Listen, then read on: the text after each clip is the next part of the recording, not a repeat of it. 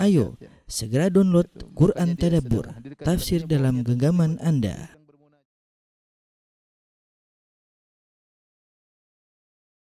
Bismillahirrahmanirrahim. Assalamualaikum warahmatullahi wabarakatuh. Alhamdulillahi ala ihsanih wa syukru lahu ala taufiqihi wa amtinanih. Wa asyhadu an la ilaha illallah wahdahu la syarika lahu ta'ziman li sya'nih. Wa asyhadu anna Muhammadan abduhu wa rasuluhu da'ila ridwanih. Allahumma salli alaihi wa ala alihi wa ashabihi wa ikhwanih. Para ikhwan dan akhwat yang dirahmati oleh Allah Subhanahu wa taala, Bapak dan Ibu yang dimuliakan oleh Allah Subhanahu wa taala. Insyaallah pada kesempatan yang berbahagia ini biiznillah dengan izin Allah Subhanahu wa taala kita akan bahas dua surat. Surat Al-Kafirun. Kemudian yang kedua akan kita bahas adalah surat An-Nasr. Surat An-Nasr ya. Adapun yang pertama surat Al-Kafirun ya. Al-Kafirun yaitu dari firman Allah, "Qul ya ayyuhal kafirun," yaitu orang-orang kafir. Artinya orang-orang kafir ya. Surat ini memiliki beberapa nama ya. Nama-nama surat.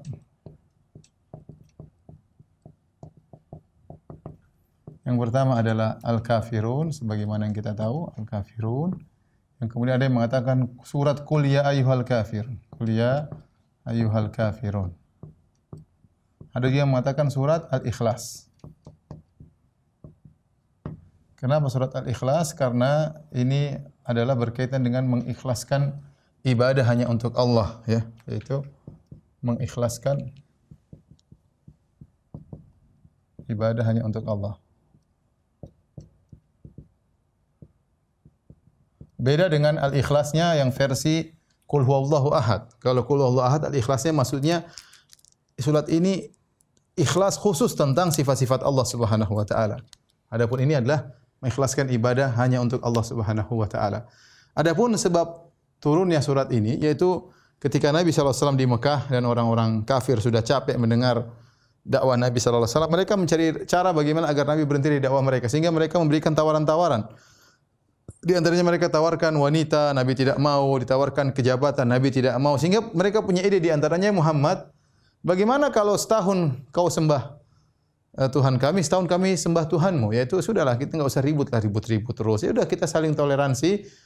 Kau sembah Tuhan kami setahun, kami sembah Tuhanmu setahun. Ya, maka ketika mereka ditawarkan untuk setahun menyembah Tuhan mereka dan setahun bareng-bareng menyembah Tuhan mereka, setahun bareng-bareng menyembah Allah saja, maka situlah turun surat Qul ya ayyuhal kafirun. Jadi sebab nuzulnya ya adalah ajakan toleransi ya untuk ibadah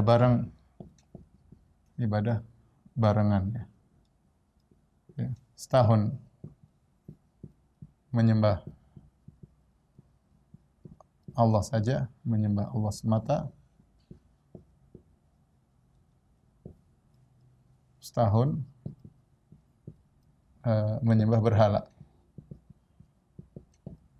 Setahun tauhid, setahun menyembah berhala. Maka inilah kenapa disebut surat Al-Ikhlas, karena di sini Nabi diturunkan oleh Allah surat melarang untuk memenuhi permintaan mereka ya. Suratnya kita buka ya. Pertama, Qul ya ayyuhal kafirun.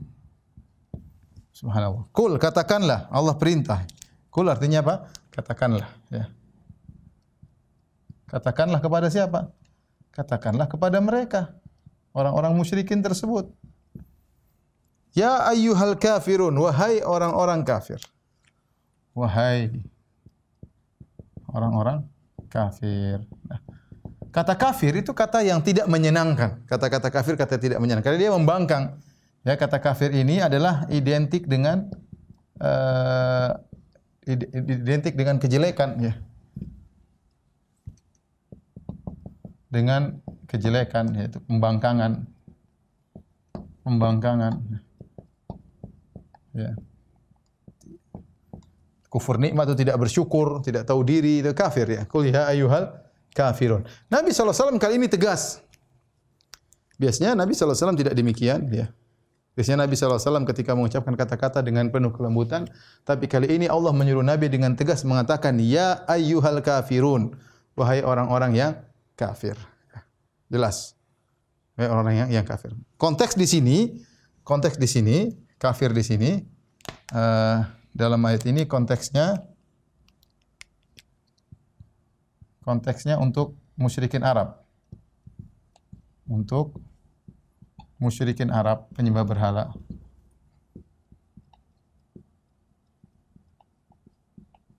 Penyembah berhala. Taib. Kalau kita bicara tentang status kafir, ya, artinya tidak setiap kita ketemu orang kita bilang ya ayyuhal kafir, wahai kafir, enggak. Nabi juga ketemu orang tidak manggil wahai kafir Abu Jahal, wahai kafir Abu Lahab, tidak.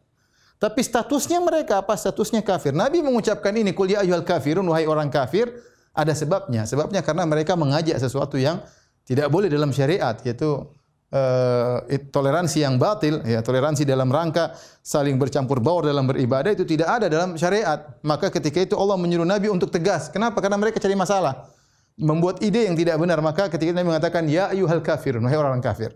Tetapi kalau dalam keseharian Nabi tidak demikian. Nabi panggil nama mereka.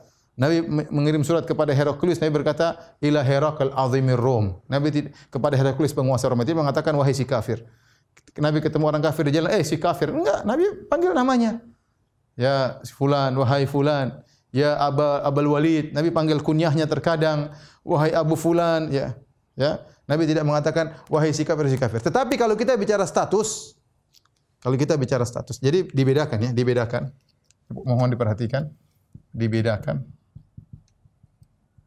antara status dengan panggilan khitab, yaitu dalam pembicaraan, dalam komunikasi.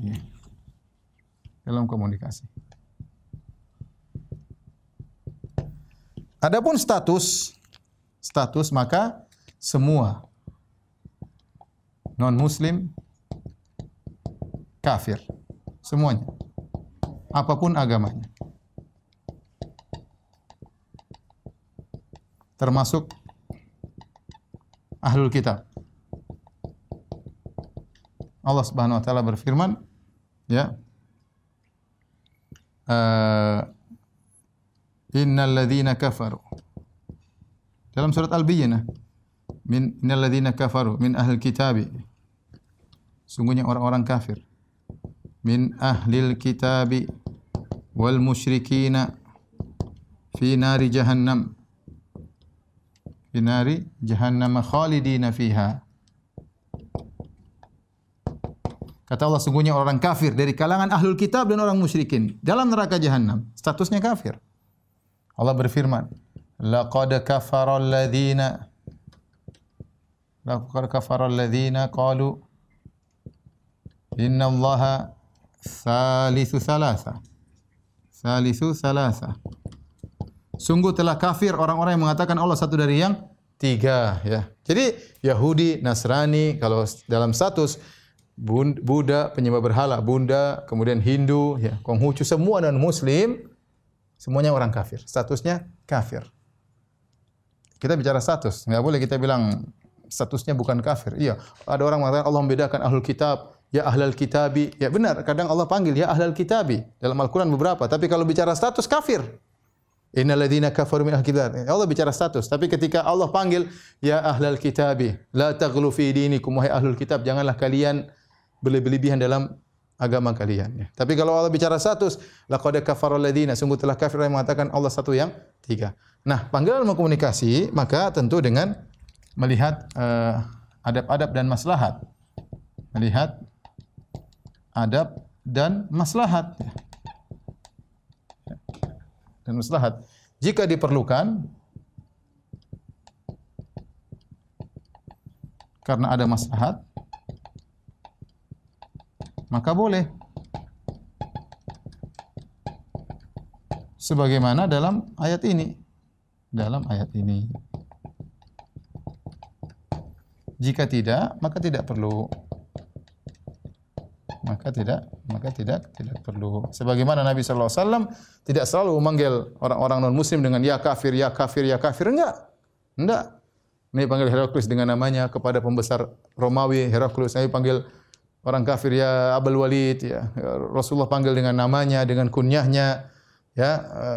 Kemudian Nabi mengatakan, "Ya Bani Abdul Muttalib, wahai anak-anaknya Abdul Muttalib, ya Bani Hashim, wahai anak Bani Hashim." Nanti ya kafir-kafir enggak. Jadi kita bedakan antara status dengan bicara tentang komunikasi. Kita punya kerjaan di teman-teman di kantor ya. Kita disuruh berbuat baik sama mereka. Ya, kita berbicara dengan kata-kata yang baik. Kafir, kamu dari mana? Ya, tentu enggak benar. Itu bukan sunnah Nabi SAW. Tapi kalau statusnya dia kafir, kita bilang, dia bukan kafir. Gimana bukan kafir? Dia kafir, jelas statusnya. Jadi beda antara status dengan panggilan komunikasi. Taib. Qul ya ayyuhal kafirun. Kemudian kata Allah, la a'budu ma ta'budun. La a'budu ma ta'budun. Aku wala antum a'biduna ma a'bud. Ya. Wala antum a'biduna ma a'bud. Artinya aku tidak menyembah apa yang kalian sembah. Di sini ini bagi saya sebutkan juga dalam buku tafsir nanti bisa dilihat.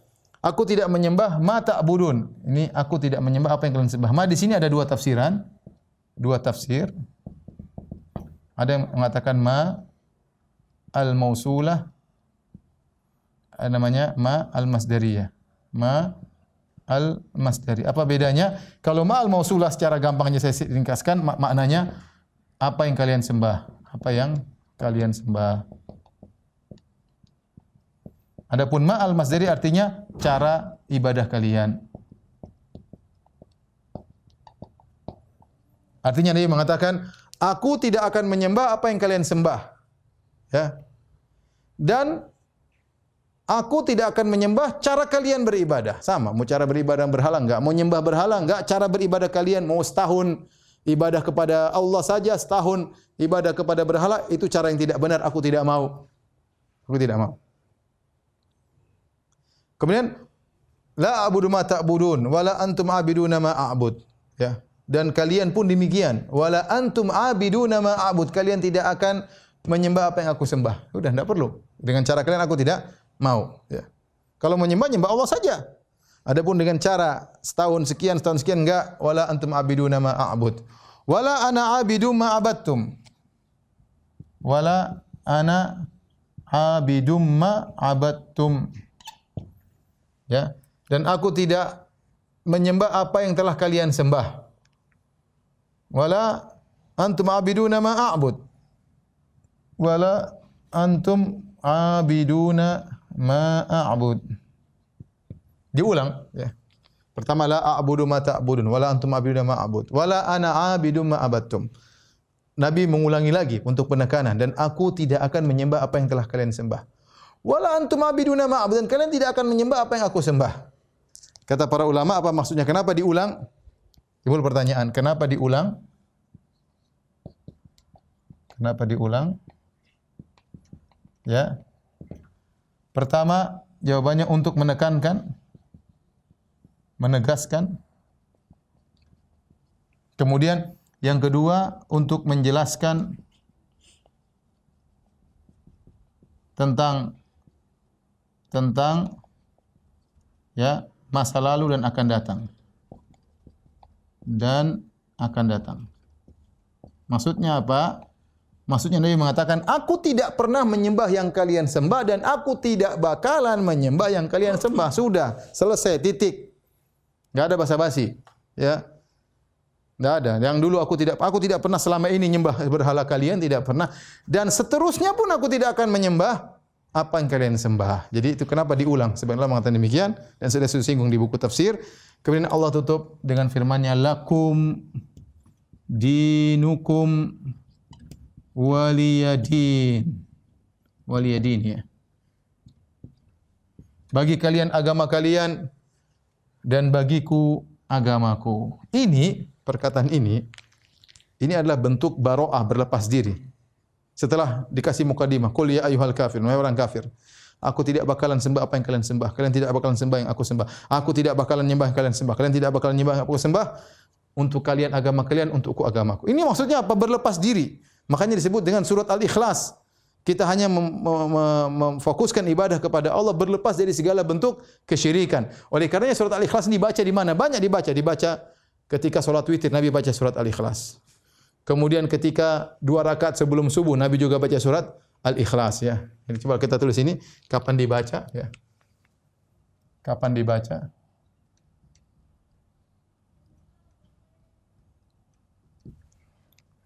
Pertama ya, ketika salat witir, dalam salat witir. Kemudian yang kedua, 2 qobliyah subuh. Qobliyah subuh dibaca juga. Kemudian 2 rakaat setelah tawaf.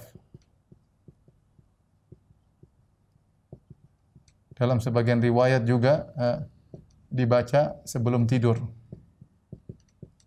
Sebelum apa? Tidur. Kenapa? Karena ini disebut surat Ikhlas untuk kita mengingatkan kita berlepas diri dari namanya kesyirikan. Ya. Witir dibuka pagi dengan baca surat ini. Kita telah tawaf juga kita ingat bahwasanya kita menjalankan tauhid.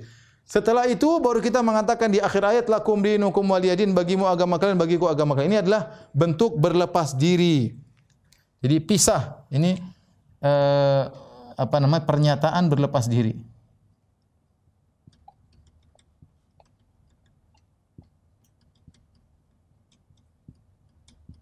Kenapa perlu saya tekankan hal ini? Karena orang-orang liberal, sebagaimana saya tulis dalam disertasi saya, mereka mengatakan ayat ini menunjukkan Islam membenarkan semua agama. Subhanallah, lihat. Tafsir manapun enggak ada yang ngomong begitu. Lakum dinukum waliyadin bukan berarti kalian benar, aku benar. Enggak ada yang mengatakan. Tafsir manapun tidak ada yang mengatakan itu kebohongan ilmiah yang dilakukan oleh para orang-orang liberal meskipun mereka bergelar doktor. Ini sudah saya bantah dalam disertasi saya. Tidak benar. Ini adalah kalimat ancaman untuk kalian agama kalian.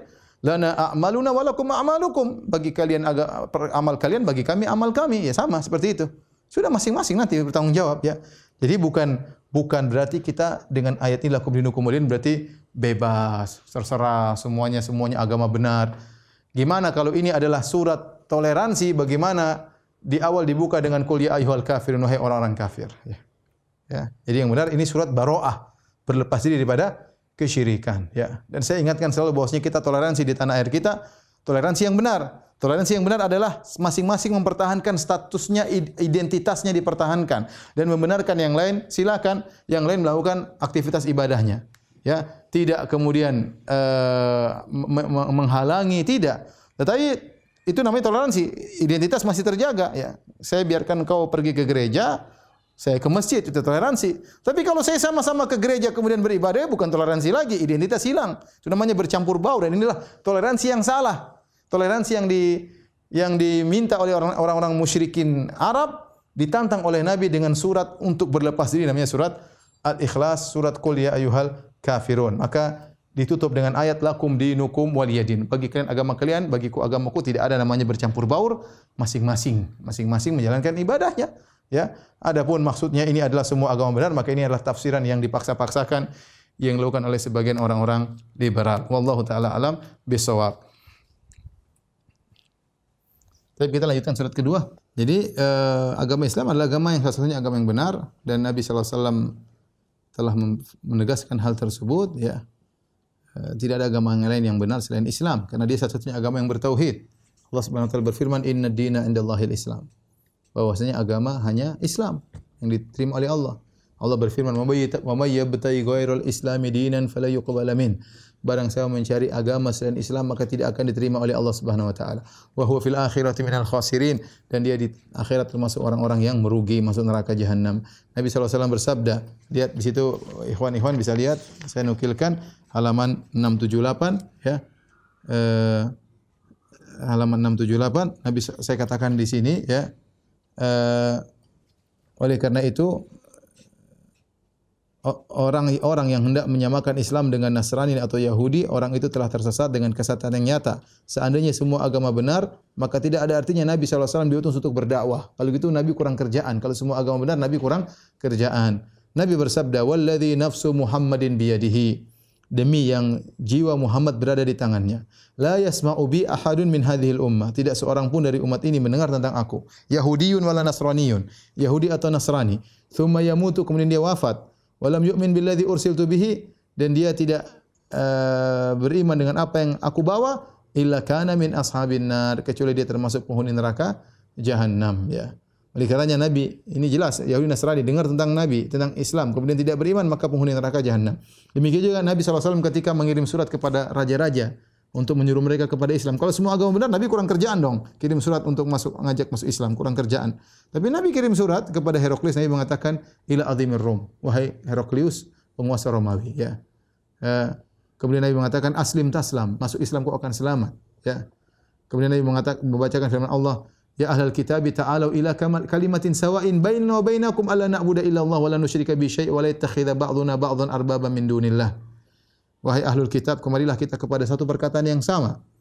Perkataan yang sama itu tidak boleh menyembah kecuali hanya kepada Allah, dan jangan menjadikan manusia sebagai sembahan-sembahan selain Allah. Nabi Isa atau rahib-rahib jadi sembahan Allah. Ya, kemudian di akhir surat Nabi mengatakan, fa in tawallait fa inna ma 'alaika itsmul arisiyin. Wahai Heraklius, ingat, perhatikan.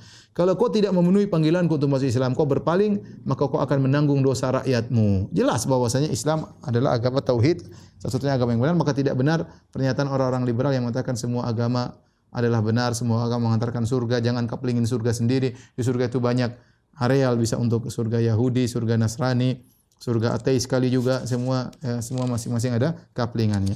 Baik, kita lanjutkan surat yang kedua, ya. Itu surat An-Nasr. Allah Subhanahu wa taala berfirman, "Idza jaa nasrullahi wal fath." Apabila telah datang pertolongan Allah dan kemenangan. Wa ra'aitan nasa yadkhuluna fi dinillahi afwaja. Dan kau melihat manusia masuk dalam agama Allah berbondong-bondong. Fasabbih bihamdi rabbika wastaghfirhu. Dan bertasbihlah kepada Rabbmu dan mohon ampunlah kepadanya. Innahu kana tawwaba. Sungguhnya Allah itu Maha penerima taubat, ya. Surat ini menjelaskan tentang kemenangan Nabi ketika Fatu Makkah. Kemenangan Nabi ketika Fatu Makkah. Fatu Makkah terjadi pada tahun 8 Hijriyah, ya. Fatu Makkah, asal muasal terjadi Fatu Makkah itu kenapa? Karena Nabi mengadakan suatu perjanjian namanya perjanjian Hudaybiyah. Perjanjian Hudaybiyah terjadi pada tahun 6 Hijriyah. Itu perjanjian gencatan senjata antara kaum muslimin dengan orang musyrikin. Tapi orang musyrikin melakukan pengkhianatan, ya, dengan berkhianat kepada koloninya kaum muslimin, kemudian ada yang dibunuh, akhirnya Nabi membatalkan perjanjian, maka Nabi SAW berangkat dari Madinah menuju Mekah dengan pasukan sekitar 10.000 orang untuk menaklukkan kota Makkah. Nah, peristiwa penaklukan kota Makkah tersebut disebut dengan Fatu Makkah, ya. Dan itu terjadi pada tahun 8 Hijriyah. Namun disebutkan bahwasanya surat ini idza jaa nasrullahi wal fath ini turun pada tahun 10 Hijriyah. Tahun 10 Hijriyah ketika Nabi melakukan haji wada. Jadi 2 tahun berikutnya baru Nabi turun surat ini menjelaskan tentang nikmat kemenangan yang Allah berikan kepada Nabi ketika Fatu Makkah, ya, ketika Fatu Makkah. Surat ini disebut juga dengan surat An-Nasr, namanya surat An-Nasr, dan juga disebut dengan surat At-Tawdi'. Apa surat Tawdi'? At-Tawdi' artinya surat perpisahan. Kenapa surat perpisahan? Karena surat ini menjelaskan bahwasanya tugas Nabi sudah selesai. Kenapa sudah selesai? Orang-orang sudah masuk Islam berbondong-bondong. Nah, kalau orang-orang sudah masuk Islam berbondong-bondong, tugas Nabi sudah selesai, saatnya Allah memanggil Nabi sallallahu alaihi wasallam. Di sinilah dipahami dengan cerdas oleh Ibnu Abbas radhiyallahu taala anhuma. Saya bacakan riwayat yang panjang, silakan Bapak buka halaman 682. Kata Ibnu Abbas, "Kana Umar yudkhiluni ma'a asyakhi Badar." Umar terkadang kalau ada pertemuan dia ngajak aku masuk bersama sahabat-sahabat senior yang ikut dalam perang Badar, orang-orang pilihan yang diajak berunding oleh Umar bin Khattab. Faqala ba'dhum, maka ketika Ibnu Abbas yang masih junior, masih muda diajak ikut rapat untuk berdiskusi, maka sebagian mereka protes. Sebagian mereka berkata, "Lima tudkhilu hadzal fata ma'ana wa lana abna'un mithluhu?" Kenapa kau ngajak pemuda ini ikut bicara bincang-bincang dengan kita? Kita juga punya anak-anak yang lain. Kenapa cuma Ibnu Abbas, Ibnu Abbas remaja? Kenapa kalau dia boleh masuk ikut rapat, yang remaja-remaja juga bisa kita ajak? Maka beliau berkata, Umar bin Khattab berkata, "Innahu mimman qad alimtum." Ya, kalian sudah tahu Ibnu Abbas memiliki ilmu, ya. Makanya Nabi mendoakan dia, "Allahumma faqihu fid din wa 'allimhu ta'wil. Ya Allah, ajarkanlah dia faqihkan dia tentang agama dan ajarkanlah dia ta'wil. Jadi Umar sering mengajak Ibnu Abbas karena kecerdasannya, dia ahli tafsirnya, para sahabat, ya, ilmunya sangat luas. Maka diajak diskusi dengan sahabat-sahabat sendiri. Dalil bahwasanya kalau ada orang mungkin masih remaja atau masih muda tapi memiliki ilmu yang tinggi, maka dia dihormati, bahkan diajak berdiskusi dengan sahabat-sahabat senior. Fada'ahum dzata yaumin wa da'ani ma'ahum. Suatu hari Umar panggil para sahabat-sahabat senior, kemudian Ibnu Abbas juga diajak ngumpul di situ. Ya. Wa ma ru'ituhu da'ani yaumidzin illa liyuriyahum minni. Aku lihat, aku tidak pernah dipanggil kecuali saya rasa kali ini aku dipanggil Umar ingin menunjukkan sesuatu tentangku kepada mereka. Umar ingin menunjukkan sesuatu tentang Ibnu Abbas kepada mereka. Tapi ikhwan, azan kita tunggu sebentar ya. Habis azan kita lanjutkan lagi. Taib, kita lanjutkan para ikhwan dan akhwat yang dirahmati Allah Subhanahu wa taala. Jadi suatu hari Umar bin Khattab radhiyallahu anhu memanggil mereka, para senior-senior sahabat. Kemudian Umar juga memanggil Ibnu Abbas, dia junior. Tapi kata Ibnu Abbas, kali ini kayaknya Umar ingin menunjukkan sesuatu dariku kepada mereka. Ada apa gerangan? Maka Umar berkata kepada para sahabat-sahabat senior, "Mata quluna fi idza jaa nasrullahi wal fath." Bagaimana pendapat kalian tentang surat An-Nasr? Idza jaa nasrullahi wal fath, jika datang kemenangan Allah dan pertolongan dan kemenangan. Wa ra'aitan nasa yadkhuluna fi dinillahi afwaja, dan engkau lihat orang-orang berbondong-bondong masuk dalam agama Allah. Hatta khatama surah, sampai Umar selesai membaca Al-Qur'an, selesai satu surat tersebut. Maka sebagian mereka mulai kasih komentar. Maksud dari surat ini, umirna an nahbadallaha wa nastaghfirahu idza nusirna. Tafsiran benar ya. Kami, maksud dari surat ini, kita diperintahkan untuk memuji Allah dan untuk istighfar kalau kita menang dan kita ditolong oleh Allah. Wa qala ba'dhum, sebagian lagi berkata la nadri, saya tidak tahu. Atau sebagian tidak mengucapkan sesuatu. Maka Umar berkata kepada Ibnu Abbas, Umar ingin menunjukkan Ibnu Abbas bagaimana cerdasnya Ibnu Abbas tentang masalah tafsir kepada sahabat-sahabat senior. Ya Ibnu Abbas, akadzaka taqul? Apakah pendapat engkau seperti mereka? Qultu la, kata Ibnu Abbas, tidak. Fama taqul? Apa yang kau katakan tentang surat ini? Kata Ibnu Abbas, huwa ajalu Rasulillah sallallahu alaihi wasallam a'lamahu Allahu lahu. Ini adalah surat untuk mengingatkan Nabi tentang ajal. Rasulullah sallallahu alaihi wasallam, Allah beri kabar kepada Nabi. Ya. Fadzaka alamatu ajalika. Ini adalah tanda ajalmu wahai Muhammad. Fasabbih bihamdi rabbika wastaghfirhu. Maka bertasbihlah kepada Rabbmu dan istighfarlah, innahu kana tawwaba. Sungguhnya Allah Maha penerima taubat. Kata Umar, ma a'lamu minha illa ma ta'lam. Yang aku tahu juga seperti yang engkau ketahui. Inilah kenapa disebut dengan surat At-Taudi'. Surat Taudi' maksudnya surat perpisahan. Jadi surat An-Nasr namanya ada dua, di antaranya surat An-Nasr, itu pertolongan Allah.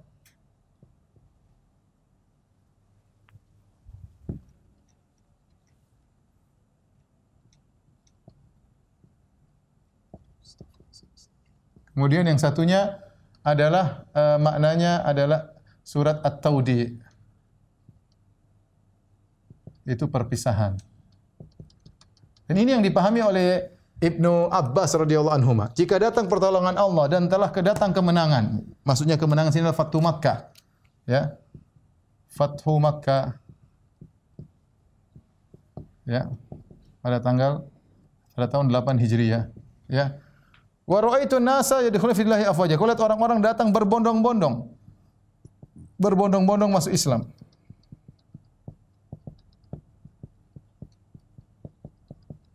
Maka bertasbihlah, fasabbih bihamdi rabbika wastaghfirhu innahu kana tawwaba. Ya, innahu kana tawwaba. Perhatikan di sini Ibnu Abbas menunjukkan kenapa dia memahami ini surat perpisahan. Surat ini menunjukkan ajal Rasulullah sallallahu alaihi wasallam. Jadi surat ini menunjukkan ajal Nabi sallallahu alaihi wasallam. Surat ini menunjukkan ajal Nabi. Ajal Nabi sallallahu alaihi wasallam. Kenapa? Karena tugas Nabi sudah selesai. Sudah selesai. Saatnya beliau dipanggil. Saatnya beliau dipanggil oleh Allah. Dipanggil Allah, ya. Perhatikan di sini, makanya ini kecerdasnya Ibnu Abbas tatkala dia menafsirkan ayat, dia bisa mengambil istimbat, ya, hukum-hukum yang tidak kelihatan langsung karena cerdasnya Ibnu Abbas, karena Nabi pernah mendoakan dia, wa alimhu ta'wil, ya Allah ajarkanlah dia Al-Qur'an, tafsir. Perhatikan di sini, idza jaa nasrullahi wal fath, jika datang pertolongan Allah dan Fatu Makkah. Engkau melihat manusia masuk dalam agama Allah berbondong-bondong. Kenapa orang masuk berbondong-bondong? Kenapa berbondong-bondong? Jawabannya karena apa? Karena di Jazirah Arab banyak sekali kabilah-kabilah, ya. Karena kabilah-kabilah Arab, ya, selain Quraisy sedang menantikan nasib Quraisy. Nasib Quraisy, ya. Kita tahu Rasulullah SAW dari Quraisy, Rasulullah dari Bani Hashim. Rasulullah dari Bani Hashim. Kemudian ketika Rasulullah SAW berdakwah, banyak kabilah-kabilah menunggu bagaimana nasib Quraisy.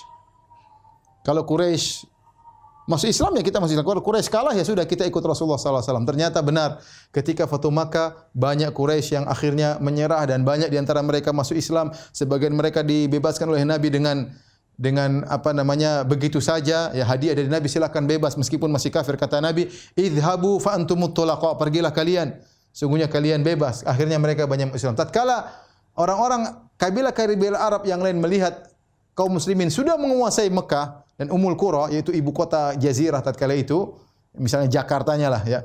Kemudian semua sudah Islam sudah menguasai, maka mereka pun akhirnya milih masuk Islam. Maka pada tahun 9 Hijriah disebut dengan Amul Wufud, ya. Tahun 9 Hijriah disebut dengan tahun menerima utusan-utusan, tamu-tamu utusan. Disebut dengan Amul Wufud. Di situ Nabi SAW menerima banyak orang-orang Arab datang menyatakan Islam, ingin tahu tentang Islam. Jadi orang datang berbondong-bondong. Dan ini menunjukkan tugas Nabi sudah selesai. Di akhirnya Nabi mengatakan, Allah mengatakan fasabbih, bertasbihlah. Bertasbihlah. Rabbika wastaghfir, istighfarlah. Subhanallah. Lihat.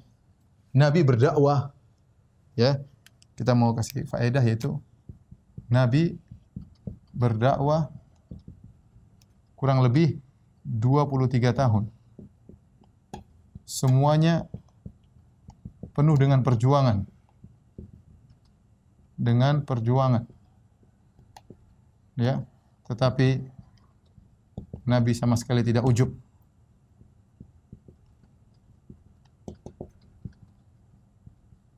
Ya, bahkan beristighfar kepada Allah.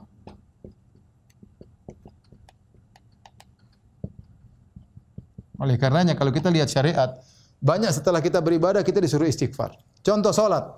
Ketika salat, kita assalamualaikum warahmatullahi wabarakatuh. Pertama kita ucapkan apa? Astaghfirullah, astaghfirullah, astaghfirullah. Menunjukkan bahwasanya kita tidak ujub. Kita ini salat penuh dengan kekurangan. Sebanyak kesalahan, ya. Bukan setelah salat kita merasa bangga. Allah menyebutkan tentang orang-orang yang salat malam. Kata Allah, "Kanu qalilan minal laili ma yahja'un wa bil ashari hum yastaghfirun." Mereka di malam hari mereka tidak tidur, mereka salat malam. Di waktu sahur di penghujung salat malam mereka beristighfar. Bukan bangga saya salat malam ujub. Enggak, malah mereka istighfar. Ya, ini orang-orang saleh, mereka tidak bangga dengan ibadah yang mereka lakukan, ya. Wa bil ashari hum yastaghfirun, di waktu sahur mereka beristighfar, ya. Kata Allah juga, wal mustaghfirina bil ashar, orang-orang yang beristighfar di waktu sahur setelah mereka melaksanakan salat malam. Allah juga berfirman tentang haji, wa idza afadtum min arafatin fadhkurullaha 'indal masy'aril haram, ya, thumma afidu min haitsu afadha an-nas wastaghfirullah. Kata Allah tentang para jamaah haji, kalau kalian sudah di padang Arafah kemudian kalian beranjak meninggalkan Arafah, beristighfarlah. Padahal kita tahu haji adalah puncak daripada Arafah, al-hajju Arafah. Puncak daripada haji adalah Arafah. Di situ orang semua menangis berdoa kepada Allah. Setelah itu Allah suruh beristighfar juga. Sama seorang sehabis wudu kata Allah, kata Nabi SAW, Allah maj'alni minat tawabin wa maj'alni minat mutatahhirin. Ya Allah, jadikan aku termasuk orang yang suka bertobat. orang suka bersuci. Jadi ini ingatan kepada kita kalau beribadah habis sedekah jangan ujub, habis salat jangan ujub, habis dakwah jangan ujub. Nabi 23 tahun dakwah tidak bangga, tidak sombong. Ada orang mungkin baru dakwah baru setahun sudah bangga cerita sana sini, merasa hebat, merasa sebagai orang yang pendobrak awal dan yang lain yang babat alas dan macam-macam. Kita bilang lihat Nabi SAW 23 tahun beristighfar. Setelah turun ayat ini Nabi ruku dan sujud berdoa dengan subhanakallahumma rabbana wa bihamdika Allahumma ghfirli. Ya. Subhanaka Allahumma rabbana wa bihamdika. Subhanakallahumma rabbana wa bihamdika Allahumma ghfirli. Ya. Subhanakallahumma rabbana wa bihamdika Allahumma ghfirli, ini Nabi baca ketika ruku dan sujud. Ya ta'awul Quran itu Nabi mengamalkan ayat ini. Ini doa yang Nabi baca di penghujung kehidupannya. Jadi kalau Nabi ruku, Allahu Akbar langsung subhanakallahumma rabbana wa bihamdika Allahumma ghfirli. Subhanak terus. Kalau Nabi sujud juga Nabi baca yang sama. Subhanakallahumma rabbana wa bihamdika Allahumma ghfirli. Ya inilah surat An-Nasr. Wallahu taala alam bisawab. Ya. Ya, demikian Pak Faisal, terima kasih atas kerjasamanya. Semoga pertemuan kita diberkahi oleh Allah Subhanahu wa taala, menambah ketakwaan kita, diampuni dosa-dosa kita. Wabillahi taufiq wal hidayah. Assalamualaikum warahmatullahi wabarakatuh.